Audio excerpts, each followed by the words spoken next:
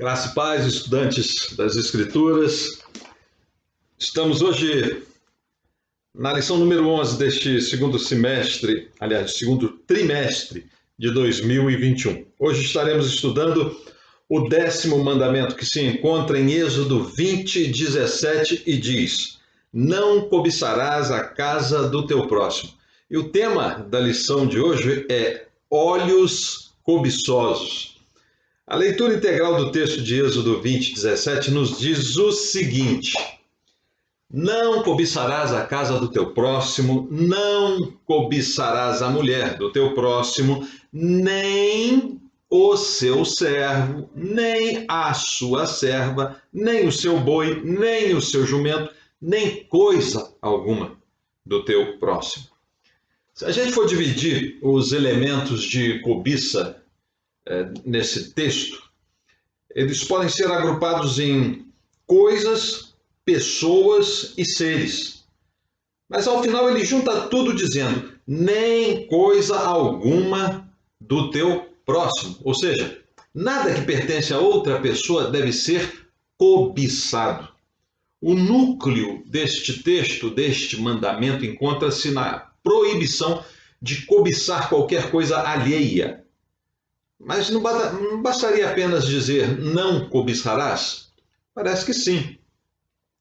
Mas o escritor resolveu elencar algumas coisas antes para que o leitor entenda, através de exemplos, algumas coisas que não servem, que não devem ser cobiçadas e que naquela ocasião pareciam ser os maiores alvos da cobiça dos olhos dos homens.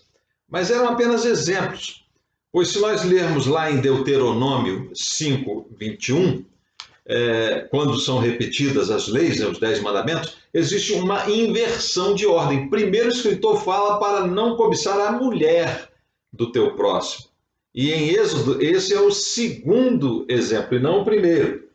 Por isso, a sequência não parece importar muito, e sim o final, porque diz para não cobiçar nada do teu próximo. Vejamos o texto aqui em hebraico. Lo tashmod bet re'eka, lo tashmod eshet re'eka, ve'abdo, va'amat ve'shoro, va'shamoro ve'kho, asher le'eka. Agora vamos ver esse texto transliterado e traduzido. Lo, não, tashmod, cobiçarás, bet, a casa, re'ekha, de teu próximo, lo tahmod, não cobiçarás, eshet, de teu próximo, a mulher de teu próximo, ve'abdo, e servo dele, va'amato, e serva dele, ve'shomoro, e boi dele, va'shamoro, e o burro dele, asher, que, le'ekha, para teu próximo, né, nessa tradução. A palavra hebraica transliterada e traduzida para o português por cobiça é tahmod, né? Uma palavra formada pelas letras het, men e dalet. É claro que hoje com os sinais maçoréticos, com o significado de cobiça, de forte desejo, de luxúria. Atualmente essa palavra em hebraico também denuncia a existência de ciúmes por alguma coisa, mas no sentido de ter ciúmes daquilo que não é seu. Essa conduta é verificada assim muito bem em crianças, quando veem um objeto que não é dela na mão de outra criança e tenta se apossar como se fosse seu. E quando toma, não quer entregar ao outro, que é o dono, como que tendo ciúmes daquilo, né? Até chora para não devolver. A cobiça é mais grave, pois é desejar imoderada e ardentemente algo que você sabe que não é seu, que tem consciência e a convicção de que pertence a outro. A criança não sabe, né? Mas o adulto sabe. Neste sentido, a linguagem dos hebreus é permeada por um tipo de ênfase à coisa, dando inicialmente uma informação específica até chegar à informação geral e ampla que é desejada. Nós vamos ver isso lá também em Gênesis 1:28 a 30, né? E Deus abençoou lá aquele texto, né? E Deus abençoou e lhe disse: frutificai e multiplicai-vos, e enchei a terra, e sujeitai-a, e dominai sobre os peixes do mar, e sobre as aves dos céus, e sobre todo animal que se move sobre a terra. Né? E na outra passagem, e disse Deus: eis que vos tenho dado toda a erva que dê semente, que está sobre a face de toda a terra, e toda a árvore em que há fruto de que dê semente, ser-vos-á para mantimento, e a todo o animal da terra, e a toda ave do céu, e a todo réptil da terra, em que há alma vivente. Toda a erva verde será para mantimento. E assim foi. Então, a descrição é de vários atos, né, de cobiça combinam com uma proibição geral, nem coisa alguma de teu próximo. Lá em Gênesis ele fala um monte de coisa para dizer toda erva é sua para comer, todo animal é seu para dominar. Né? A intenção aqui é proibir qualquer tipo de cobiça, dando alguns exemplos, como está lá em Gênesis. A Bíblia hebraica contém uma série de advertências e exemplos de consequências negativas para a cobiça e o desejo imoderado.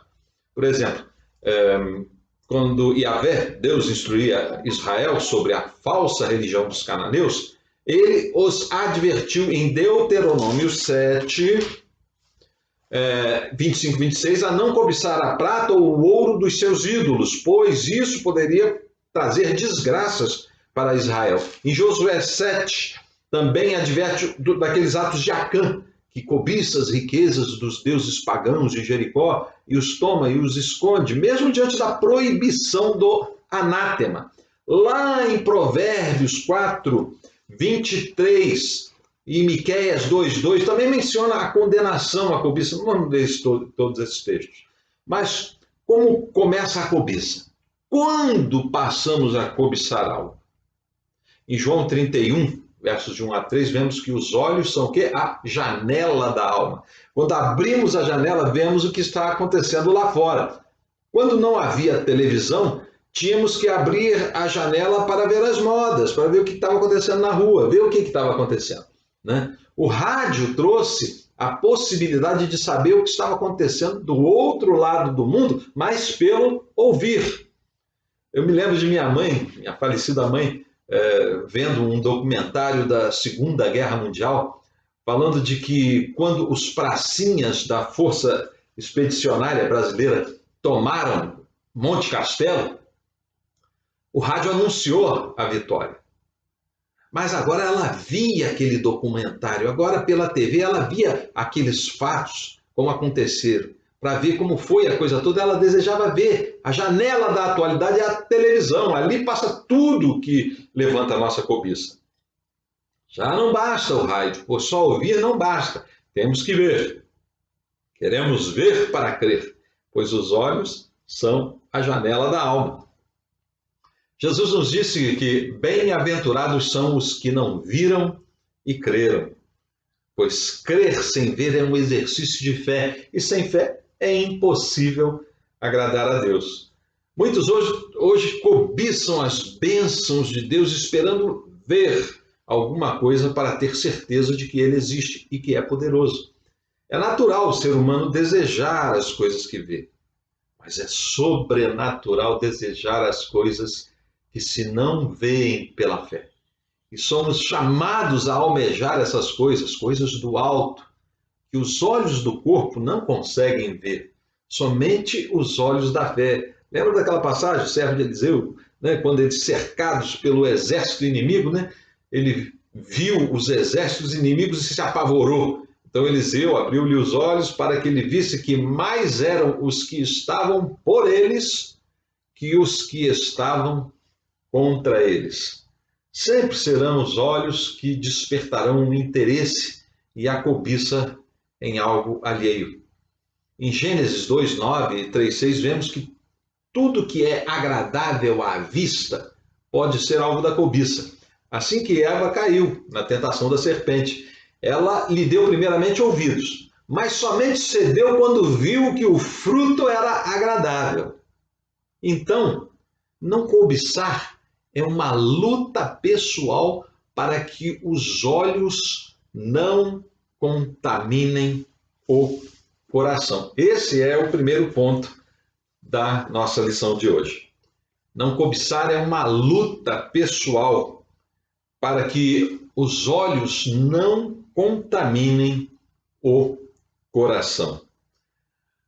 Da mesma forma que Eva, Acã, naquele episódio lá de Josué 6, 17, né, e 7, 21, depois de receber as instruções de Josué que todo o tesouro de Jericó era anátema, ou maldito, e não deveria ser possuído por ninguém, Acã, ao ver os tesouros, pegou-os para si, e o seu pecado fez Israel perder a guerra contra Ai, uma outra cidade.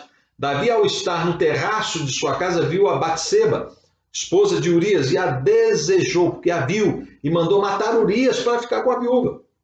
Também lá em 1 Reis 21, o rei Acabe viu a vinha de Nabote e a desejou intensamente, ao ponto de ficar triste, porque a cobiça que ele tinha de ter aquela vinha e Nabote não queria vender, fez ele entrar em depressão. Jezabel, sua esposa, mandou matar Nabote para ter a vinha.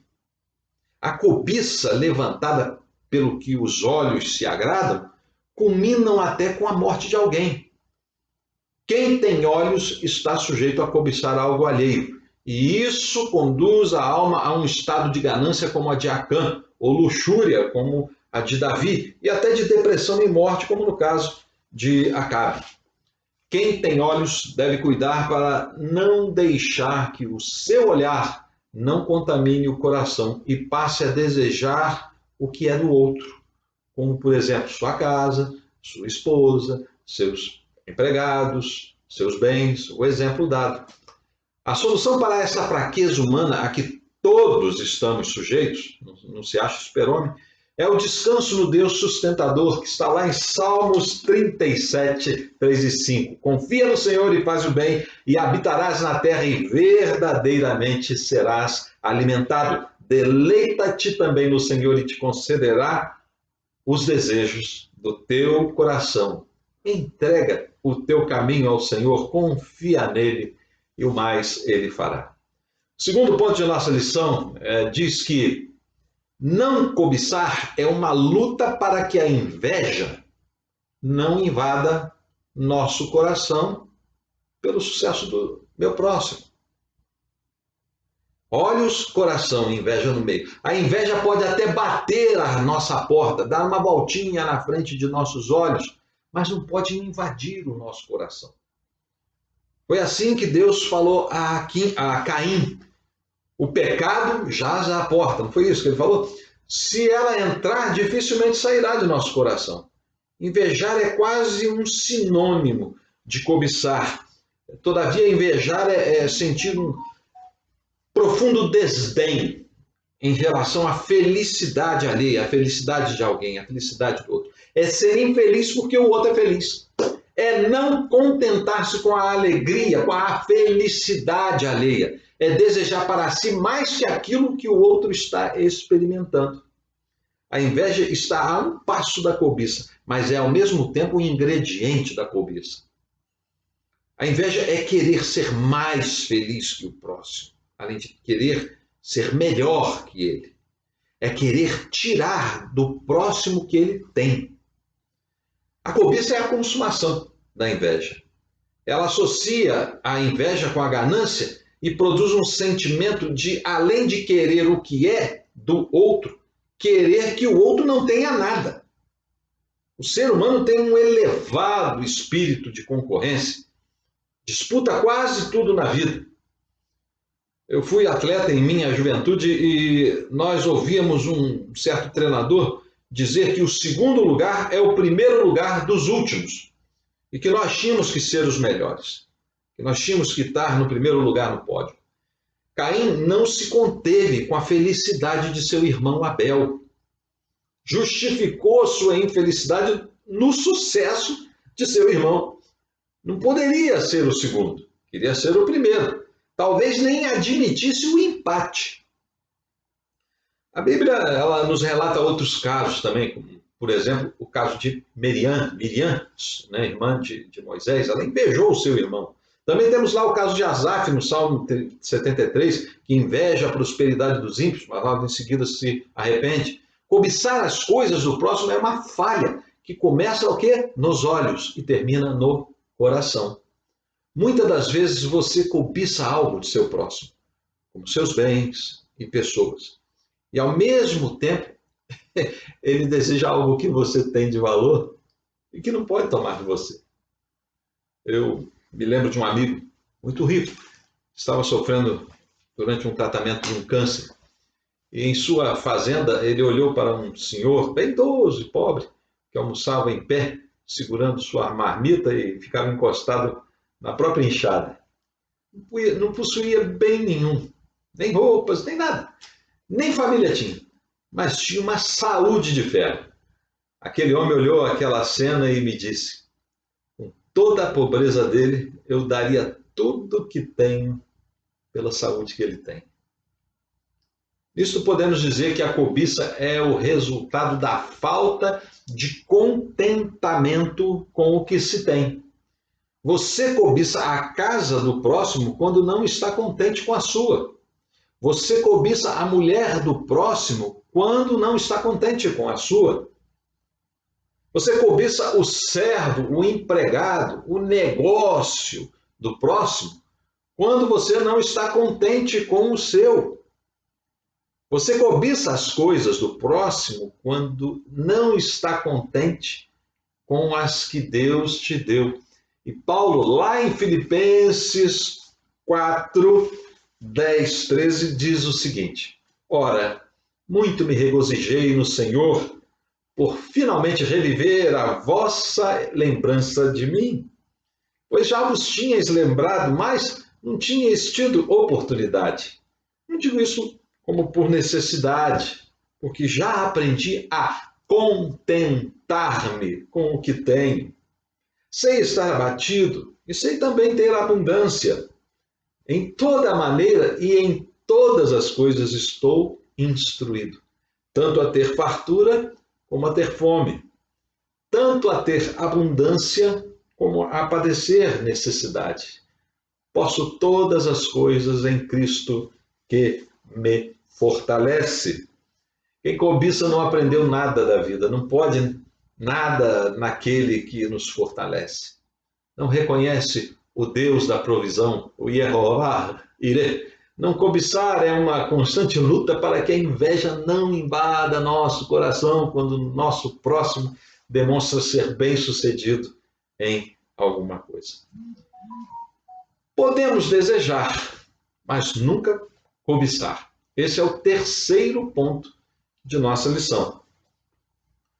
Mas podemos desejar, almejar, planejar e querer adquirir algumas coisas? Sim, claro, claro que sim. Podemos desejar. E até bom. Paulo disse que aquele que deseja o episcopado, boa coisa deseja. Então nossos desejos nem sempre são ruins. Desejar algo é salutar, desde que não seja coisa alheia. Você até pode desejar ter coisas iguais, mas nunca desejar aquelas coisas que já pertencem a alguém. Não queira o lugar do pastor na igreja. Não queira a igreja. Não queira o cargo tal.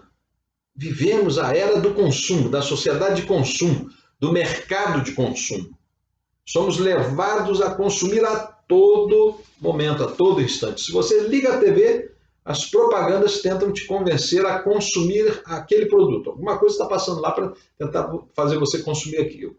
Se você está aí vendo o YouTube, provavelmente serão passadas algumas propagandas, alguns comerciais, tentando fazer consumir um determinado produto ou serviço. Né? Não no meu canal, né? Porque são pouquíssimos os que assistem e aqueles que se interessam em consumir ensinamentos bíblicos. Né? Mas somos provocados a querer consumir a todo instante. Alguns até se consomem, gastando todas as suas economias tentando adquirir tudo que se oferece. Toda novidade ele quer adquirir. E as ofertas vêm o quê? Pelos olhos. O anúncio fala o que é o produto, mas são as imagens que te convencem. Por exemplo, emagreça em uma semana tomando o remédio tal. Mas aí tem que aparecer uma mulher que antes era gorda e depois magra, o antes e o depois. compre o carro tal, que tem isso e aquilo, né? Aí aparece a imagem do automóvel limpinho, brilhando, sem sujeira nenhuma, andando em rodovias maravilhosas, com a pessoa feliz dirigindo, né? Tudo vem por uma palavra que necessariamente é seguida de uma imagem, para que se consume a cobiça. A palavra você pode até duvidar, mas quando vê a imagem, pronto, você se convence de que quer aquilo, que aquilo é bom, é desejável. Temos que ter um extremo cuidado em desejar as coisas, pois pode esse desejo se tornar em cobiça. Em Lucas 12, 13 a 21, Jesus fala que devemos ter cuidado quanto a onde esteja o nosso coração.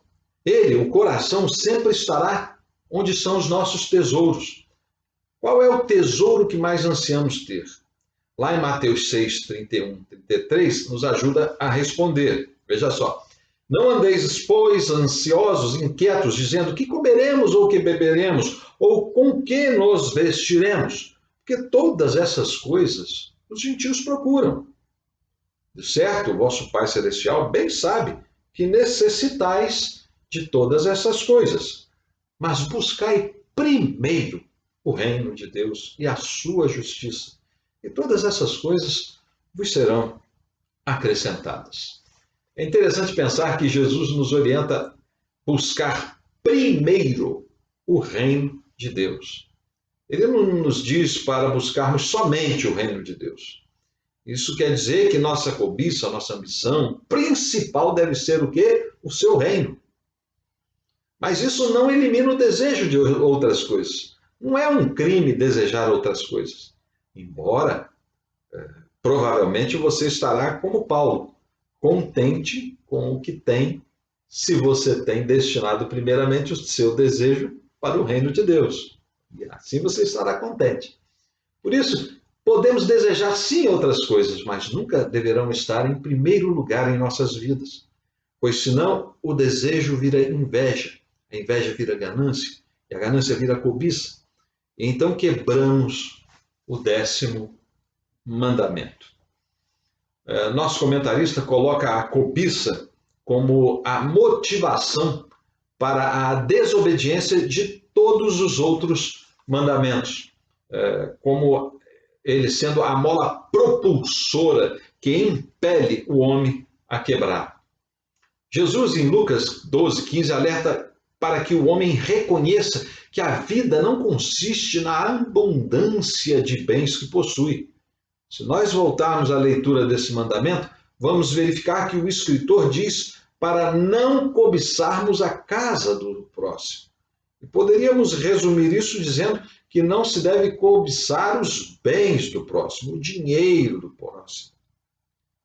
Depois ele diz para não cobiçarmos o quê? A mulher do próximo. E isso tem a ver com a questão da sexualidade, o sexo. E também ele nos diz para não cobiçarmos os servos do próximo, ou seja, as pessoas que estão debaixo de seu poder. Então, a cobiça é o tripé do desejo por sexo, por dinheiro e poder. Richard Foster escreveu um livro chamado Dinheiro, Sexo e Poder, um chamado à renovação ética. Quem puder, compre esse livro. Nele, Foster analisa uma forma de nos comportarmos diante dessas 3 forças com um comportamento que agrade a Deus. Mas, ao analisarmos os mandamentos, vemos que, desde o primeiro até ao 9º, temos instruções com condenações por atos que cometemos e que são perceptíveis, observáveis, vistos pelos outros, pelas pessoas. Mas a cobiça é algo que não pode ser vista por ninguém.